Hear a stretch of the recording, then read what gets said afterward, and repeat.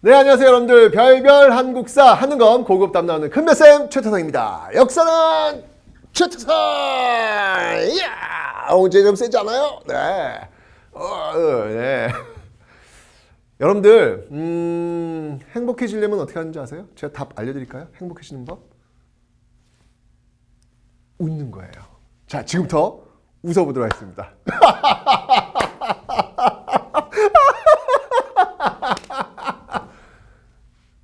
왜 안 웃어?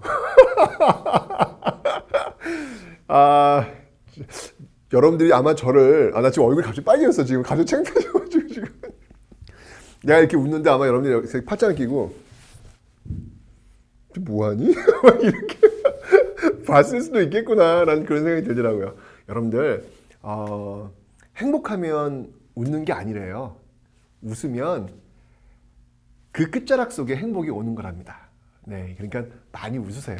저는 기본적으로 좀 많이 웃는 것 같아요. 근데 웃음도 여러분들 이게 만들어지는 거더라고요. 사실 제가 고등학교 때 제 졸업 앨범 사진을 보면요, 무슨 범죄자 집단의 인상 안 좋은 그런 얼굴이에요. 제가 봐도 좀 낯설어요. 굉장히 어떤 사회 불만들을 다 안고 있는 듯한 어떤 그런 표정이더라고요. 그런데 제가 그 어느 회사에 입사한 적이 있었는데 그 회사에서 웃는 법을 이렇게 가르쳐 주더라고요. 계속 연습을 했어요. 신입사원이니까 다 해야 하니까 어떻게 해야지. 근데 이렇게 계속 이렇게 거울을 보고 안 웃는 저를 갖고 이렇게 거울을 본 다음에 이런 연습을 계속 시키는 거예요. 뭐야 이게. 근데 진짜 그런 연습을 하니까 웃음이란 게 또 오기도 하더라고요. 웃게 되면서부터 또 내 인생이 또 펴진 게 아닌가라는 생각도 들고. 그러니까 여러분들 많이 웃으세요. 많이 웃으세요.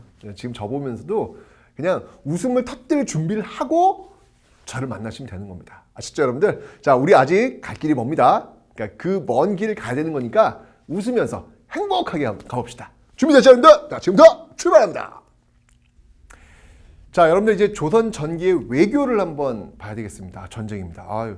사실 조선이라는 나라가 1392년 나라 세워지고 1592년까지 200년 동안 큰 전쟁이 별로 없었거든요. 그런데 이제 큰 전쟁 임진왜란을 맞게 되는 것이고, 그 임진왜란이 조선 전기와 조선 후기를 나누는 분기점, 앞의 시대와 뒤의 시대는 완전히 성격이 달라지게 될 겁니다. 전쟁은 원래 그런 겁니다. 전쟁은 이렇게 사회의 모습들을 확 바꿔놓는 그런 특징들을 가지고 있죠. 어떤 영향을 미치는지 하나씩 한번 살펴보도록 하겠습니다. 자, 먼저 여러분들 일단 1392년에 조선이라는 나라가 세워진다라고 설명드렸어요. 1392년 조선이라는 나라가 세워졌습니다.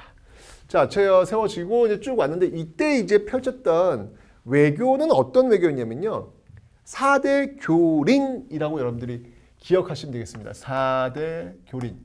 외교의 방식이에요. 4대와 교린 방식. 자, 이게 무슨 뜻이냐? 4는 뭐냐면요, 섬길사자예요. 대는 큰 대자, 큰 나라를 섬긴다. 그러면 큰 나라에 해당한 나라는 어디에 있을까? 4대에 해당한 나라는 바로 명나라겠죠. 명나라. 명이 있겠고. 교린은 뭐냐면 교류한다는 거예요. 린은 뭐냐면 이웃린이에요. 이웃과 함께 교류하는 나라, 어떤 나라가 있을까요? 요거는 바로 여진, 그 다음이 일본, 그리고 저쪽 아래쪽 더 내려가면 유구. 요런 나라들이 이제 교린의 대상이 되는 것이죠. 그러면 하나씩 한번 관계를 한번 살펴보도록 하겠습니다. 먼저 명나라입니다. 자, 이 명과는 어떤 관계를 맺었을까요? 명부터 한번 봅시다. 명은 여러분들 최영 때부터 거슬러 올라갈 수 있어요. 자, 최영. 물론 이거는 조선시대 아닙니다. 고려시대죠. 최영 때도 있었고, 그 다음에 이제 그 뒤를 이어서 정도전도 있었어요. 이 둘이 공통적으로 주장한 게 있었어요. 그게 뭐냐면 바로 요동을 정벌하자. 요동을 정벌하자라고 하는 주장을 했었습니다. 근데 최영 같은 경우에는 요동정벌 주장했다가 결국 이성계가 위화도에 회군을 하면서 결국 최영은 자신의 목이 또 잘려지는 그런 어떤 모습도 보이게 되었죠. 그죠? 진짜 최영 같은 경우에는요, 원칙론자였어요. 정말 아주 군인이야. 진짜 군인. 아주 반듯한 왜 황금보길 돌같이하라 그 유명한 사람이잖아요. 진짜 그 말 그대로 아주 반듯한 그런 사람이었는데 정말 잘 살아왔는데 그 순간의 선택, 요동정벌이라고 하는 그 순간의 선택으로 인해서 결국은 무너지게 되는. 최영이 이제 죽었을 때 많은 사람들이 굉장히 슬퍼했대요. 그런 걸 보면 잘 살아온 사람이구나라는 걸 알 수 있습니다. 항상 여러분들 사람이 죽을 때 그 사람에 대한 평가가 나온다고 하잖아요. 네. 자, 이런 관계가 있었고 요동정벌 이런 관계가 있었고요. 이렇게 좀 이렇게 뭔가 좀 이렇게 긴장 관계 초기엔 좀 그런 모습이 있다가 이게 이제 우호적 관계로 이제 완전히 들어선 계기는 태종 때예요. 태종 때. 예, 태종 때가 되면은 본격적인 사대. 네, 본격적인 사대를 취하는데 여러분들 이 사대라고 하는 것들을 들으면 상당히 여러분들이 좀 이렇게 기분이 좀 안 좋아. 뭐야 이게 우리가 왜 섬겨야 되는데 섬긴다라고 하는 표현, 섬길 사자라고 하는 게 마음에 안 든단 말이에요. 그죠? 근데 여러분들 이 사대라고 하는 것을 지금의 시선으로 바라볼 필요는 없어요. 이 사대는요 일종의 공무역 형태다라고 보시면 돼요. 공무역 형태. 네, 우리가 조공을 바칩니다. 맞습니다. 하지만 그 조공을 바쳤을 때 우리에게 돌아오는 급부는요.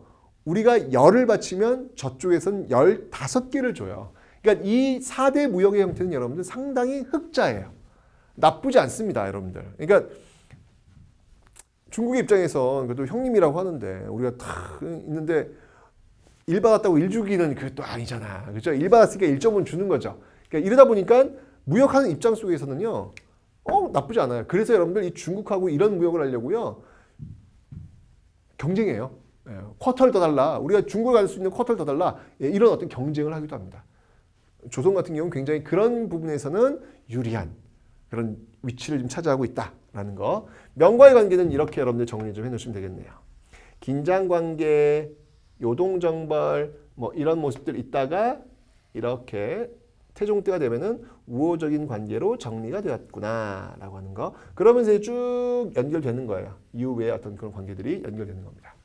자, 이제 본격적으로 이제 사실은 명은 이건 너무 어려운 건 아니고요. 여진과 일본의 관계가 여러분 중요한 거예요. 이 여진과 일본의 관계가 어떠냐? 선생님, 일본이 참 그렇네요.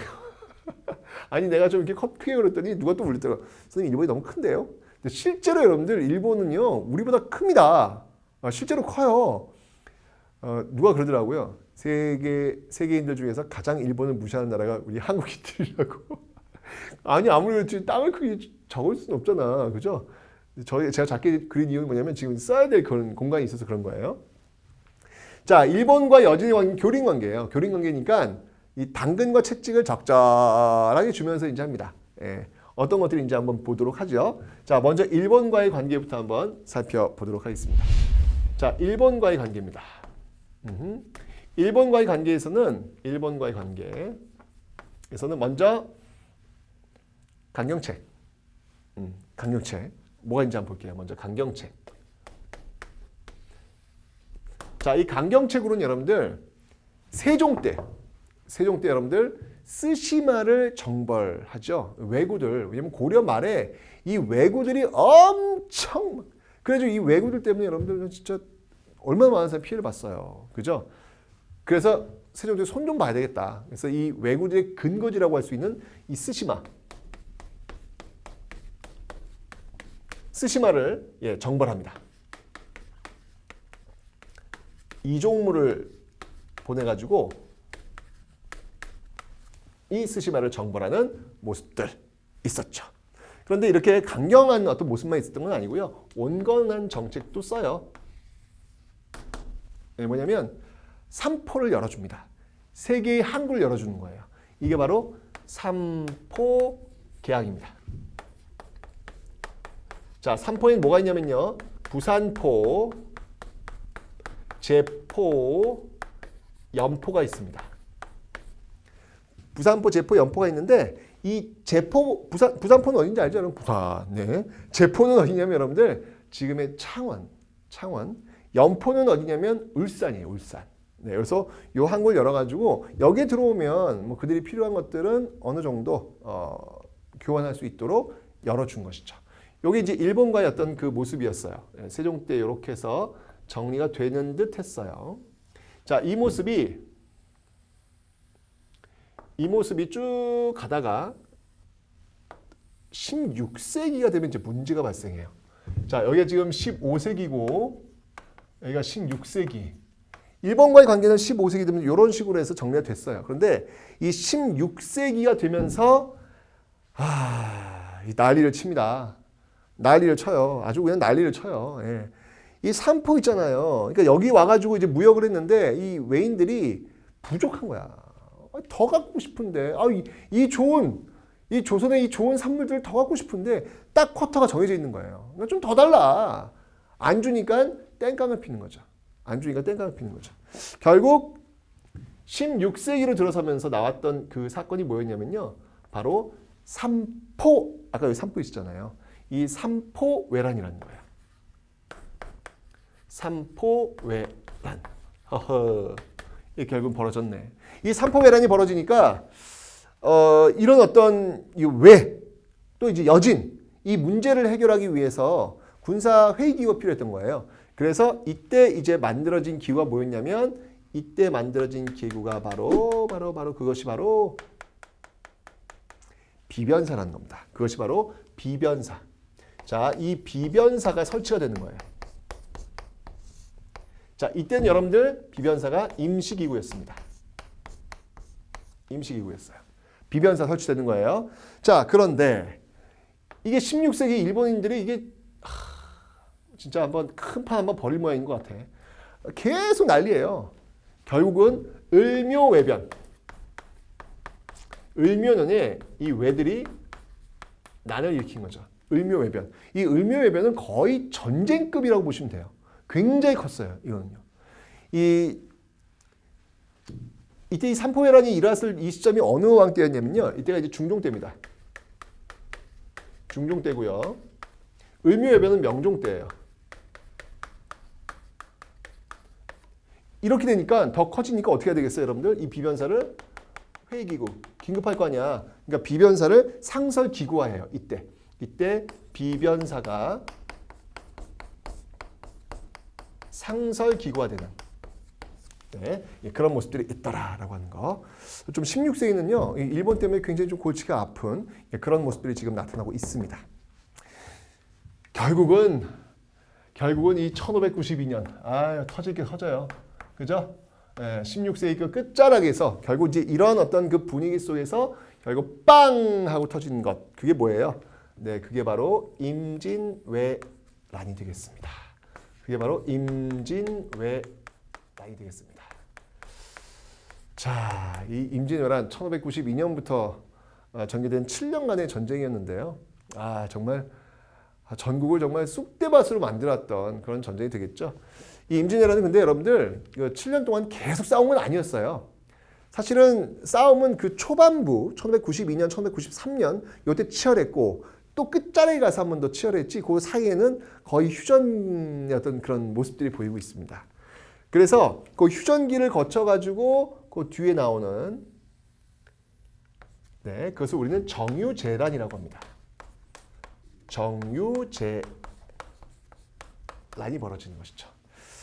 자, 이렇게 전쟁이 벌어졌을 때 여러분들 어떤 전쟁의 어떤 양상들을 한번 좀 살펴볼 필요가 있을 것 같아요. 전쟁의 양상들. 자, 한번 보도록 하겠습니다. 전쟁의 양상들을 한번 보죠.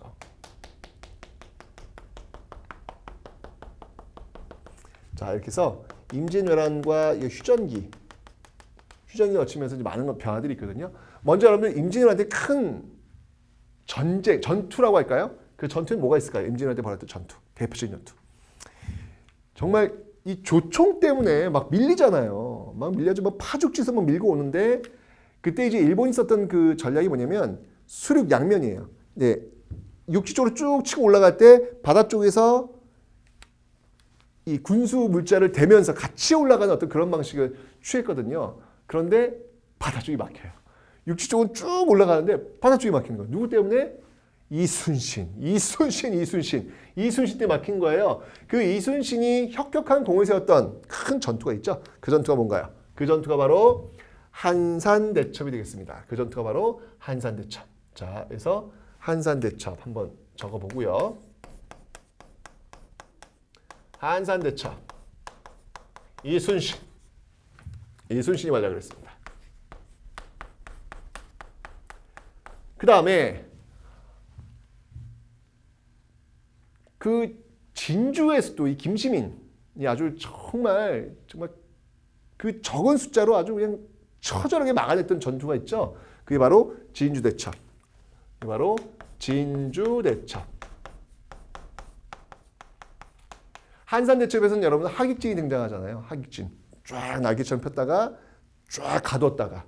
예, 그러면서 이제 이게 거북선이 여러분들 거북선이 한 몇 척 정도 있었을 것 같아요, 여러분들. 거북선이 되게 많았을 것 같죠? 그렇지 않아요. 이렇게 손으로 꼽아요. 거북선은 여러분들 돌격선 역할을 하는 거예요. 돌격선 역할을 해가지고 쭉 들어가서 때리는 거죠. 양쪽 막 때리는 거죠.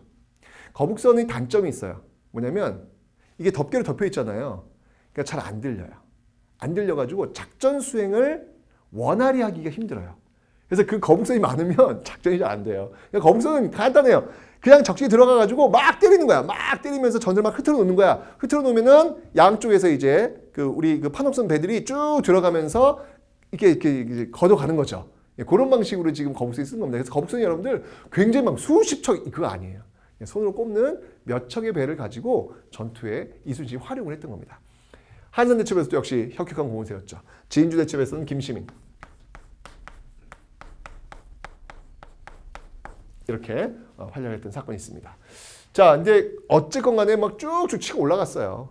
치고 올라가지고 결국은 평양까지 함락을 하죠. 이때 어디 나라가 들어와요? 명나라가 들어옵니다. 조명연합군이 결성되어가지고 결국 평양성 전투.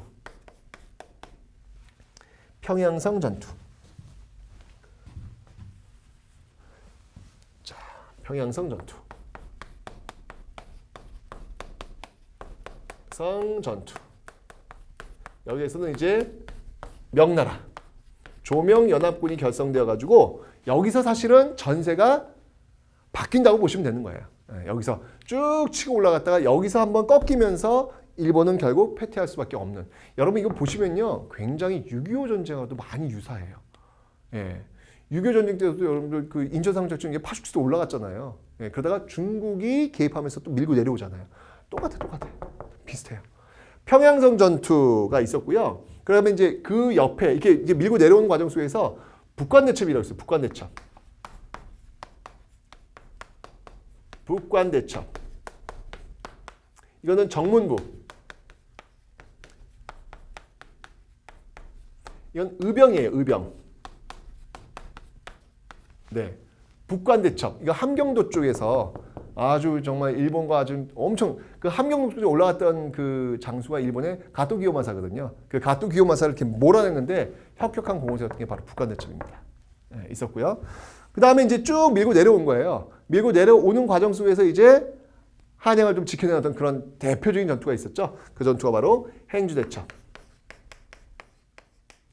행주대첩. 자, 행주대첩 하면 떠오르는 인물이 누군가요? 권율이죠. 네.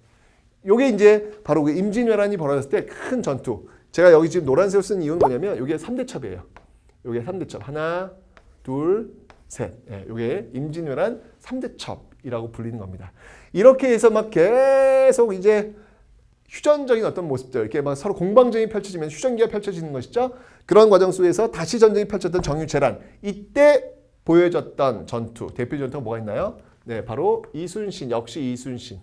이때 백의종군 해가지고 힘든 그 여정을 걸으면서 다시 복귀해가지고 했던 그 전투가 뭐예요? 그게 바로 명량. 그때 대첩이죠. 네. 명량해전.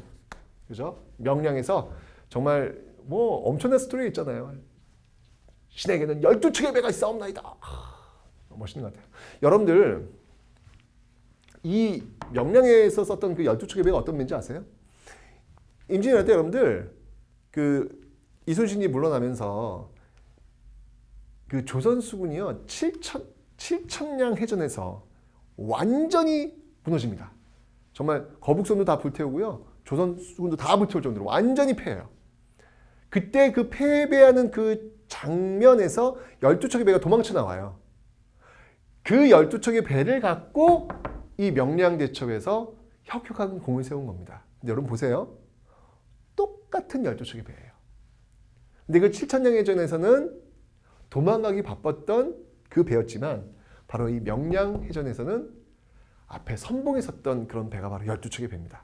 이런 걸 보면서 우리 모두는 12척의 배를 갖고 있다. 근데 나는 어떤 12척의 배를 가지고 있을까? 12척의 배 밖에 없는 나일까? 아니면 12척의 배나 갖고 있는 나일까? 이거 정말 어떻게 바라보냐에 따라 가지고 정말 달라지는 것 같아요. 명량에 있었던 그 12척의 배가 그런 것들을 생각하게 합니다. 여러분들의 배는 어떤 배입니까? 명량제첩. 그리고 이제 이어지는 전투로서 바로 노량해전이 있죠. 노량해전. 여기서 이제 이순신 장군이 돌아가시는 모습을 보이게 될 겁니다. 그죠? 자, 어쨌든 여기 대표적인 어떤 그런 전투들의 어떤 모습들을 한번 살펴봤는데 이 과정에서 어떤 일들이 있었느냐는 얘기예요. 굉장히 이 전쟁이라고 하는 것은 많은 것들을 변화시켜 놨는데요. 먼저 군대의 변화가 있었습니다. 어떤 변화가 있었냐면 먼저 중앙군입니다. 자, 이 중앙군은요. 여러분들 기억나시죠? 군사조직. 조선전기는 여러분 어떤 시스템이었습니까? 그렇죠. 5위 체제였어요. 5위 체제. 이 5위 체제, 의무병 체제였는데요. 이 5위 체제가 5군형 체제로 바뀌는데 그 첫 번째 군형이 뭐였냐면 바로 훈련도감이라는 겁니다. 훈련도감. 요게 이제 나중에 이제 5군형으로 하나씩 추가가 될 거예요. 첫 번째 타자가 바로 훈련도감이에요. 이 훈련도감은 어떻게 구성되어 있냐면 훈련도감은 지금 조총 때문에 지금 막 밀렸잖아요. 그죠? 그래서 조총 부대를 갖춘 게 바로 훈련도감이라고 보시면 돼요. 여기는 포수, 총이에요, 총. 그 다음이 사수, 창. 그 다음에 살수, 화살. 네, 이렇게 해서 포수, 사수, 살수로 구성이 되고 있더라. 이 훈련도감의 특징은 여러분들 뭐냐면 직업군인이라는 거예요. 이 5위가 의무병이라고 그랬죠? 이 훈련도감은 직업군인. 직업 군인의 이 모습들을 보이고 있더라라고 하는 게 가장 큰 특징입니다. 이거 기억해 주세요. 그 다음에 지방군. 지방군은요. 여러분들 영진군 체제라고 그랬죠? 영진군. 네, 영진군이었는데요. 아이고 지금 전쟁인데 지금 여러분들 이게 양반 노비 가릴 거 없잖아요. 다 모아놓는 거예요. 다 모아놔가지고 만들었던 소고군이라고 있습니다. 소고군. 이 소고군은 양반에서부터 노비까지 모두 구성이 되는 모습들. 여기 바로 소고군이더라라는 거 기억하시면 되겠습니다. 그 다음에 저 비변사예요. 이 비변사가 여러분들 그 전쟁 과정 속에서 엄청나게 비대해집니다. 권력이 엄청나게 비대해집니다. 비변사 기능의 강화. 비변사 기능의 강화예요. 그러니까 임시기구에서 비변사 상설기구에서 이제 그 기능을 왕창 올린 거예요. 그러다 보니까 이게 이렇게 올라가다 보니까 여러분들 어떤 일이 벌어지냐면 원래 여러분 조선시대는 정치 행정 조직이 어떻게 이루어지죠? 의정부 6조 체제잖아. 이 의정부 6조 체제가 유명무실화되는 의정부 6조 체제가 유명무실화되는 그런 모습들을 보이고 있다라고 하는 거. 이렇게 요게 지금 핵심이에요, 여러분들. 5위 체제, 영진군, 비변사 이런 시스템으로 지금 바뀌어 나가고 있더라라고 하는 거. 네, 언제? 바로 임진왜란에서 정유재란, 요 휴전기를 겪으면서 이러한 모습들이 지금 나타나고 있음을 여러분들 정리를 좀 해놓으시면 되겠습니다. 됐죠? 자, 이 모습이었습니다. 이렇게 연결되는 거예요. 하여튼 이 임진왜란은요, 정말 이 우리나라뿐만 아니라 이 동아시아의 질서도 굉장히 많이 바꿔놓습니다. 이 임진왜란을 통해 가지고 여러분들 어떤 일이 있었냐면, 먼저 명나라 있죠? 이 명나라가 쇠퇴하고요. 그 다음이 후금 이후에 이제 청나라가 될 거예요. 청나라가 올라오고요. 그리고 일본 같은 경우에도 여러분들, 일본 같은 경우에도 정권이 바뀌어요. 에도 막부로 정권이 바뀌는 등 아주 엄청난 변화를 가져오게 되더라. 특히 이제 일본 같은 경우는 여러분들, 일본 같은 경우에는 우리나라에서 정말 많은 유학자들이며 도공들, 도자기 만드는 사람들을 다 끌고 가요. 그래서 일본에서는 여러분들 뭐가 발달하냐면 이때 일본에서는 성리학, 특히 이제 이황의 성리학이 아주 유명해지고요. 그 다음이 도자기가 아주 또 이때 이 도공들을 많이 끌고 가거든요. 도자기 산업이 발달되는 그런 모습들을 보이고 있더라. 그래서 일본에서는 여러분들 이 임진왜란을 도자기 전쟁이라고 부르기도 한답니다. 실제로 이때 끌려갔던 그 유명한 그 도공들이 지금 현재까지도 아주 엄청난 활약을 하고 있어요. 여러분들 특히 그 일본의 그 규슈 그쪽에 가시면 가고시마라고 있는데요. 그 가고시마에 가시면 그 이때 끌려갔던 도공들이 이렇게 살고 있는 그런 지역이 있어요. 거기에 심수관이라는 도공이 있는데요. 그 심수관은 이름이 계속 심수관이야. 1대 심수관, 2대 심수관, 3대 심수관 계속 심수관이에요. 지금 15대 심수관인가? 아마 계실 거예요. 그의 아들도 심수관이에요. 그러니까 이때 끌려갔던 그 이름을 계속 지키고 있는 거예요. 아, 진짜 감동인데 그 집안이 만들었던 그 도자기가 세계 박람회 이런 데 출품돼 가지고요. 정말 한 획을 그어요. 일본 도자기 산업에 한 획을 긋습니다. 그분들이 근데 뭐라고 하는지 아세요? 정말 이름도 안 바꾸고 살아왔던 그 집안 아니에요. 그죠? 그분들이 뭐라고 하시냐면 지금 15대 심수관인가? 그분이 뭐라고 얘기하시냐면 이렇게 얘기해요. 조선 출발, 일본 경유, 세계 진출. 야, 정말 너무 멋있더라고요. 그 문구가. 그렇구나. 조선 출발, 끌려갔지만, 그죠? 일본에 머물러서 일본의 경유해서 그 조선의 도자기를 세계에 진출시킨 그런 자부심으로 자기들은 살고 있다라고 이야기를 하더라고요. 조선 출발, 일본 경유, 세계 진출. 정말 이 문구는 굉장히 가슴 뭉클하게 만드는 게 아닌가라는 그런 생각이 듭니다. 자, 지금 임진왜란은 이렇게 큰 변화를 가져왔음을 기억해 놓으시면 되겠습니다. 됐죠? 그런데 나중에 이제 여러분들 이 정유재란 이후에요. 결국은 정권 바뀌잖아요. 에도막부로. 그죠? 저 에도막부, 여기 에도막부 이끌 사람이 누구예요? 도쿠가와 이에스죠? 도쿠가와 이에스 그러는 거예요. 나는 전쟁에 참여하지 않았다. 나는 여기는 관련이 없다. 그러니까 우리랑 수교해도 된다. 우리 수교하자. 라고 얘기를 하죠. 결국 나중에는 결국 기유약조를 체결합니다. 기유약조. 네, 이거 이제 1609년에 기유약조를 체결해서 국교를 재개하는 그런 모습들이 연결되고 있더라. 이게 이제 일본과의 어떤 관계예요. 그 이후에 이제 뭐 통신사도 보내고 뭐 그 이제도 갔지만 그 이후에 이제 이런 통신사가 가면서 어떤 그 문물 같은 것들도 전래해주는 그런 역할, 또 에도막부의 어떤 권위를 인정해주는 역할. 통신사가 이제 어떤 역할을 하냐면 이건 좀 나중에 제가 조선 후기 가면 다시 한번 좀 설명드릴게요. 이렇게 통신사 파견이라는 거 받으시면 되겠습니다. 됐죠? 자, 일본과의 관계 조선 전기까지는 이 정도로 한번 살펴보고요. 자, 이제 여진이 남았어요. 여진과의 관계를 한번 살펴보도록 하겠습니다. 자, 여진은요. 참 우리와 역사와는 정말 인연이 깊은 그런 민족이에요. 왜냐하면 고구려의 지배를 받았던 민족이 여진족입니다. 그때는 뭐라고 불렸냐면 말갈족이라고 불렸죠. 그 말갈족이 고려시대 와가지고는 여러분들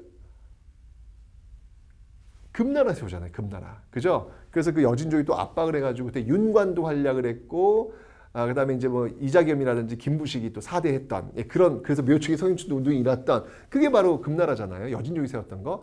그런데 이 여진족이 여기까지 있는 거예요. 조선시대가 연결되는 거예요. 자, 여진과의 관계. 이때 당시는요, 고려의 금나라 그때의 그 모습은 아니죠. 이제 많이 좀 약화된 어떤 그런 모습이에요. 이 여진들은 또 과연 우리와 어떤 관계를 맺고 있었는지 한번 그 모습을 살펴보도록 하겠습니다. 여진입니다. 자, 여진에 대한 강경책은 뭐가 있었을까요? 자, 일단요, 여러분들 여기에 사군과 육진을 설치합니다. 사군과 육진은 중요하니까 사군과 육진을 설치합니다. 사군과 육진을 설치합니다. 어느 왕 때죠, 여러분들? 이 사군 육진이? 그렇죠? 바로 세종 때. 세종 때 사군과 육진이 설치되고 있다라는 거 기억하셔야 되겠습니다. 그리고 여러분들 이 사군과 육진 개척했으면 이 지역을 개척을 해야 될 거 아니에요. 그래야 그 지역을 완전히 우리 것으로 가질 거 아니야. 그래가지고 여기에다가 이제 사람들을 이주시킵니다. 이사시키는 거예요. 이 사군 육진을 지키기 위해서 3인 정책, 백성을 이사시키는 정책. 그 다음이 이거 되게 독특해요. 토관제도라는 게 있어요. 토관이 뭐냐면 이 지역에서 관리를 선출토록 하는 거예요. 그리고 이 지역을 관리토록 하는 거예요. 무슨 말이냐면 원래 이 조선시대의 그 관리 선발 방식 중에 원칙이 하나 있어요. 그게 뭐냐면 상피제라는 게 있어요. 상피제 뭐냐면 그 지역 출신은 그 지역 관리로 가지 않는다는 거예요. 서로 피한다는 거예요. 서로 피한다. 이게 상피제라는 건데 이건 지금 상피제에서 어긋나는 거잖아요. 그죠? 왜일까요? 그래도 이게 힘든 지역에 사는데 그 정도는 봐주겠다는 거죠. 그죠? 그래서 이 토관제도, 이런 3인제도와 토관제도를 통해서 이 지역을 개척하려는 것, 이런 것들은 어찌 본다면 여진조에 대한 강경책의 한 일환으로서 볼 수도 있다라는 것이죠. 그 다음에 온건정책. 자, 당근도 줘야죠. 그죠? 그래서 한양에다가 여진족 사신들이 왔을 때 머무르는 북평관. 네, 이 북평관이라는 걸 설치하고요. 그리고 국경지역에다가 무역할 수 있는 무역소. 네, 이 무역소 이런 것들을 설치하고 있더라라는 겁니다. 이게 이제 여진과의 어떤 그 관계가 되겠습니다. 이때만 해도 여러분들 이게 좀 통제가 되는 어떤 그런 모습이었어요. 통제가 되는 모습. 그런데 아까 제가 설명드렸잖아요. 이게 지금 임진왜란을 거치면서요. 이 얘기가 달라지네. 임진왜란을 거치면서 이렇게 쭉 가다가 임진왜란을 거치면서 완전히 커진 거예요. 완전히 커진 거예요. 자, 완전히 커지니까 지금 이렇게 후금, 제가 지금 성장한다 그랬잖아요. 지금요. 그죠? 자, 이런 과정 속에서 이제 왕이 올랐던 사람이 있죠. 그 사람이 누군가요? 그 사람이 바로 광해군입니다. 광해군. 광해정부 들어선 거예요. 자, 이 광해군 같은 경우에는 과연 이 여진과의 관계를 어떻게 처리를 해야 되느냐 고민이 많았던 것 같아요. 왜냐하면 지금 명나라는 임진왜란에 참여했던 이 명나라는 일단 힘이 좀 빠진 것 같고, 그런데 지금 여진족이 지금 막 세지면서 쭉쭉 치고 올라오고 있단 말이에요. 자, 그러면 어떻게 해야 될까 고민이 많았겠죠. 이때 광해군 정부는 어떤 정책을 취합니까? 바로 중립외교를 선택합니다. 중립외교를 선택합니다. 중립외교.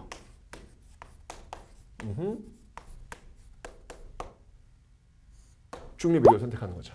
그죠? 자, 이 중립외교를 선택하는데 이때 그 상징적인 게 있어요. 그 상징적인 게 뭐냐면 바로 강홍립 투항 사건이라는 거예요. 강홍립 투항 사건. 자, 강홍립 투항 사건은 뭐냐면요. 지금 이 광해가요. 밀지를 내리는 거죠. 명나라가 지금 이 후금과 막 싸우니까 도와달라고 한 거예요. 근데 명나라가 도와달라는데 안 도와줄 수가 없잖아요. 왜요? 임진왜란 때 우리 힘들 때 와서 도와줬으니까 안 도와줄 수 있는 명분이 없는 거예요. 그래서 도와는 줘야 될 것 같아. 그래서 군대를 보내는데 그때 강홍립한테, 그 군대를 끌고 가는 강홍립한테 광해군이 밀치를 주는 거예요. 너 가서 여차 상황 봐가지고 힘들 것 같으면 항복해라. 그리고 왜 우리가 군대를 끌고 와야 되는지 이유를 그 후금한테 설명을 해라. 그럼 이해를 할 거다. 라는 그 밀치를 보낸 거예요. 이게 바로 강홍립 투항 사건이라는 것이죠. 중립 외교 노선을 지금 걷고 있더라라는 거예요. 이 사실이 알려질 때 난리가 난 거예요. 아니 어떻게 제조지은 우리를 다시 만들어주신 은혜를 주신 명나라를 배반할 수 있단 말입니까? 전하, 이것은 금수만도 못한 짓이옵니다. 라고 하면서 난리가 난 거예요. 난리가. 이해돼요. 저는 정말 이해돼요. 왜냐하면 이런 모습들은 지금 현재에도 ing 충분히 저는 보여질 수 있는 모습이다 라는 생각이 들거든요. 이게 한쪽에 이게 쏠려 있으면 판단 자체가 안 돼요. 그냥 맹목적인 거예요. 그렇게 돼버리는 것 같아요. 지금 시선에서 이 중립외교를 이렇게 반대했던 그 사신들을 보면 참 어이없다라고 뭐 제조지은 명분, 은혜? 아 지금 뭐가 중요해? 그 명나라 지금 좀 무너지고 있는 상황인데 뭐가 중요해? 라고 지금 이성적으로 판단할 수 있을 것 같지만 지금 우리 현재의 모습들 이렇게 볼 때요 쉽지 않아요. 쉽지 않습니다. 자, 이런 그 외교 모습 보였는데요. 근데 이 광해군이 결정적 실정을 많이 하죠. 뭐였냐면 광해군은 늘 이 자신의 어떤 왕위, 이 왕위에 대한 그 불안감이 있었잖아요. 그죠? 이 불안감, 연결된다는 거예요. 그 불안감을 해소하기 위해서 왕위를 확보하기 위해서 그 자신이 그 배달한 동생이죠. 영창대군을 어떻게 해요? 영창대군을 죽입니다. 영창대군을 죽이고요. 또 배달한 어머니죠. 임목대비. 임목대비를 또 폐위시킵니다. 임목대비 폐위 사건. 이런 모습도 보이고 있는 거예요. 이게 이제 도덕적으로 아주 결정적인 미스가 된 거죠. 이게 빌미가 되어가지고 결국 광해군은 쫓겨나는 거예요. 그게 뭐예요? 그게 바로 인조 반정이 되는 겁니다. 자, 어쨌건 이런 모습 보였고요. 또 광해군의 어떤 정책들 중에서 또 대표 정책, 경제적인 정책이 있다면 뭐가 있을까요? 그렇죠. 바로 대동법의 시행이죠. 대동법의 시행. 이 대동법을 출발시켰던 그 시점이 바로 광해군 때다라는 것도 받으시면 되고요. 그리고 이제 이 전란 수습을 해야 되니까, 그죠? 전쟁을 수습을 해야 되니까 이때 특히 환자들이 많아요. 그래서 동의보감, 동의보감, 허준을 통해서 이 동의보감을 또 만들도록 합니다. 그리고 아까 받은 기후약조 있죠? 이 기후약조, 일본과의 어떤 관계도 이렇게, 그러니까 여진과는 중립, 그리고 일본과는 다시 국교 재개. 그러니까 외교적으로 봤을 때 굉장히 좀 이렇게 이 어떤 해결책을 지금 광해군 정부는 좀 찾으려고 했던 노력 모습인 것 같아요. 그죠? 그렇게 해서 광해군 정부를 묶어낼 수가 있겠습니다. 이렇게 광해군 정부. 네. 중립 외교부터 나타나는 모습. 정리하시면 되겠습니다. 됐죠? 그런데 제가 얘기했잖아요. 예, 광해군 정부는 결국 무너지게 됩니다. 그죠? 바로 이런 것들로 인해 가지고 나왔던 게 바로 인조 반정이 되는 것이죠. 인조 반정. 자, 인조 반정입니다. 인조 반정.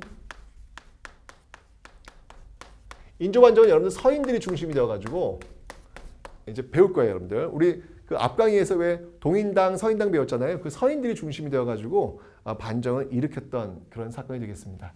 그런데 이들은요, 뭐 중립에게 반발하는 모습이니까 어떤 걸까요, 여러분들? 당연히 명나라를 중심으로, 그죠? 네. 친명 배금 정책, 친명 배금 정책을 취할 수밖에 없는 그런 노선을 취하고 있는 겁니다. 이게 바로 인조 반정 때로 나타나는 모습이에요. 그러니까 여러분들 금나라 가만히 있겠냐고요. 뭐야 얘네들? 라고 하면서 압박해 들어오겠죠. 여진족이. 이때 인조 반정 때 여러분들 인조 반정의 어떤 그 농공행상 과정 속에서 있었던 아주 큰 난이 있어요. 그 난이 뭐냐면 바로 이괄의 난이라는 거예요. 이괄의 난. 이괄의 난 때 아주 이 인조가 아주 그냥 막 쫓기듯 도망가죠. 어디까지 가요, 여러분들? 공주, 공산성. 여러분들 그 부여 백제의 수도였잖아요, 여러분들. 그 공산성까지 들어갑니다. 그 공산성까지 들어갔는데 얼마나 배가 고팠는지. 근데 그 지역에 있는 사람들이 이렇게 떡을 가져왔나 봐요. 떡을 가져왔는데 먹었는데 너무 맛있어. 너무 맛있어. 이게 왜 이렇게 맛있냐?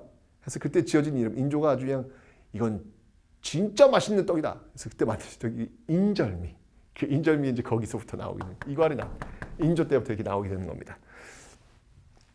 자, 이러면서 이제 결국은 여진족이 밀고 들어온 사건. 이게 바로 뭐냐면 이게 바로 정묘호란이 되는 것이죠. 정묘호란. 자, 이 정묘호란은요. 네. 이 정묘호란이 벌어지게 되면서 이 인조 정부는 뭐 난리가 났죠. 이 정묘호란 때 여러분들 뭘 요구하는 거예요? 이 정묘호란 때 이 여진족은요. 바로 형제관계. 형제관계를 요구합니다. 형제관계를 요구합니다. 형제의 관계를 요구합니다. 형제관계를 요구했을 때 이때 이 인조정부는 어떻게 했냐면 삐리리리리리리 네, 강화도로 천도합니다. 아니 강화도를 천도는 아니고 강화도로 피신을 하죠. 정말 우리나라 강화도 없었으면 어떻게 될 뻔했어. 강화도 없으면 어떻게 될 뻔했어. 몽골 쳐들어올 때도 강화도로 가, 또 여진족 쳐들어올 때도 강화도로 가. 정말 강화도 없었으면 큰일 날 뻔했어요. 정말 좋은 섬이야. 네, 피신 가요. 그리고 나서 다시 또 쳐들어오죠. 예, 다시 또 쳐들어옵니다. 이번엔 바로 병자호란이에요. 이게 왜냐면 그 관계를 좀 잘 설정할게라고 했지만 이 친명 배금 정책을 버리질 않아요. 예. 그래서 결국 병자호란이 벌어지게 되더라. 이 병자호란 때는 여러분들 이제는 뭐 봐주지 않죠. 정묘호란 때는 이거는 후금, 이건 후금이 쳐들어온 거고요. 병자호란 때는 이제 국호를 바꾸죠. 국호 바꿔가지고 청나라. 이때는 군신관계를 요구하는 거예요. 군신관계를 요구합니다. 자, 이때는 어떻게 했을까요? 여기에 또 저항하는 모습을 보이긴 해요. 어디로 돌아갑니까? 강화도로 또 가려고 그랬어요. 근데 아이고 한 번 속지 두 번 속지 않잖아요. 이게 정묘호란 때 한 번 강화도로 들어가는 걸 보니까 안 되겠다 해서 병자호란 때는요 강화도 길부터 끊어놔요. 글로 가지 못하도록. 강화도로 가다가 다시 또 턴해가지고 남한산성으로 들어가요. 남한산성. 남한산성. 이게 지금 유네스코 세계유산인데 남한산성에 들어가서 47일인가요? 그때 동안 이제 항전을 하게 되는 겁니다. 근데 여러분 남한산성은요 굉장히 그 난공불락의 굉장히 대단한 그런 곳입니다, 여러분들. 그래서 결국은 남한산성에 나와가지고 어떻게 돼요? 네, 바로 삼전도에서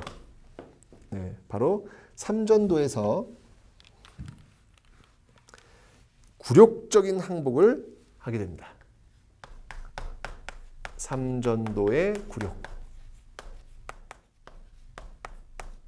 네, 이런 모습이죠. 그런데 여러분들 비록 인조정부가 항복은 했지만 남한산성은 함락되지 않았습니다.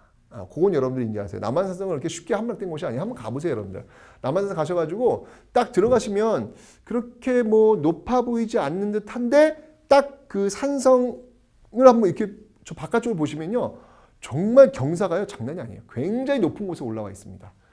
그래서 남한산성은 함락되지 않았습니다.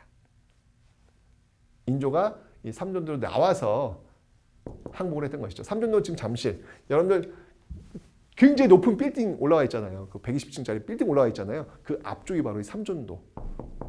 굴욕적인 어떤 그 항복을 했던 그런 곳. 3배 구고들이잖아요. 한 번 절하고 세 번 인사하고 또 한 번 절하고 세 번 인사하는 그런 치욕적인 그런 모습들. 왜 이런 치욕적인 어떤 그런 외교적인 결과를 맞이했을까? 그건 바로 여러분들 그렇죠. 바로 명분에 너무 집착한, 이 외교는 실리거든. 근데 너무 명분에 집착하다 보니까 이런 일이 나온 게 아니었을까라는 그런 생각이 듭니다. 그리고 여러분들 이 남한산성에서 있었던 이야기 있잖아요. 그 최명길과 김상원. 참 이때 이 최명길 대 그죠? 김상원. 그러니까 이 최명길 같은 경우에는 주화파, 김상원 같은 경우는 주전파잖아요. 그죠? 그래서 최명길이 이제 우리가 항복해야 되는 어떤 이유 같은 거 쫙 써가지고 이제 나가려고 하니까 김상원이 이걸 딱 찢었죠. 이게 뭐냐 이게 지금 우리가 죽더라도 이 오랑캐에게 우리가 항복할 수는 없다 라고 했는데 최명길이 이런 글을 쓰는 사람도 필요하다라고 하면서 그 찢어진 걸 다시 주워서 붙였다는 뭐 그런 이야기가 전해지고 있죠. 바로 이 최명길과 김상원의 그 장소가 또 남한산성이기도 했습니다. 네. 하여튼 이제 이런 걸 보면서 여러분들 우리가 참 많이 배워야 될 것 같아요. 이미 역사에 다 있잖아. 다 있잖아. 지금 우리의 어떤 그 보여주고 있는 모습도 많이 비슷한 거 있지 않나요? 너무 명분에 얽매이다가는 정말 그 좋지 않은 결과가 나올 수도 있다는 사실 다시 한번 보여야 되지 않나라는 생각이 듭니다. 됐죠? 자, 그럼 여기서 중요한 내용들 어떤 것들이 있는지 한번 살펴보도록 하겠습니다. 자, 저 앞에서 여러분들 기억할 건 뭐냐면요. 특히 이제 뭐 4대 교린 속에서 사군육진이라고 하는 거. 세종 때 사군육진이라고 하는 거. 요건 여러분들 꼭 좀 기억을 좀 해놓으시고요. 특히 토관제도, 요 토관제도 시험에 잘 나옵니다. 한번 봐주시면 될 것 같아요. 쭉 보시면 되고요. 그 다음에 자 비변사가 이제 설치되었다는 거 이제 외란을 통해서 비변사가 처음 중종 때 비변사가 임시기구로 설치가 된다는 사실 기억하시면 되고요. 그 다음에 이 임진왜란 때 보여지는 모습들인데요. 임진왜란 때는요. 바뀌는 결과물들이 있잖아요. 바로 이 훈련도감이라든지 소고군이라든지 그리고 비변사 기능의 강화라든지 이런 것들이 제일 중요한 핵심 포인트들이다라는 거 받으시면 되고요. 광해군. 자, 광해군은 중립외교, 그죠? 그 다음에 대동법을 처음 실시했던 그 시점이다라는 거 받으시면 됩니다. 그리고 이제 인조반정 그러면서 호란으로 연결되는 모습들 그리고 남한산성 삼전도. 남한산성 같은 경우에는요 세계 그 유네스코 문화유산이기 때문에 문화 쪽과 연결해서 굉장히 잘 나오기도 합니다. 그러니까 남한산성이 이제 수능에서는 조금 언급되긴 좀 그런데 이 한능검에서는 굉장히 잘 언급될 수 있는 어떤 그런 주제가 됩니다. 그래서 이렇게 여러분들이 좀 정리해 놓으시면 되겠습니다. 됐죠? 자, 이렇게 해서 여러분 조선 전기의 외교까지 한번 살펴봤습니다. 자, 여기서 끝난 게 아니고요. 이제 경제 파트, 사회 파트도 있습니다. 자, 어떤 식으로 해서 그들은 또 잘 먹고 잘 살았는지, 잘 먹고 잘 살았으면 좋겠어요. 네, 그런 내용을 다음 시간에 한번 살펴보도록 하겠습니다.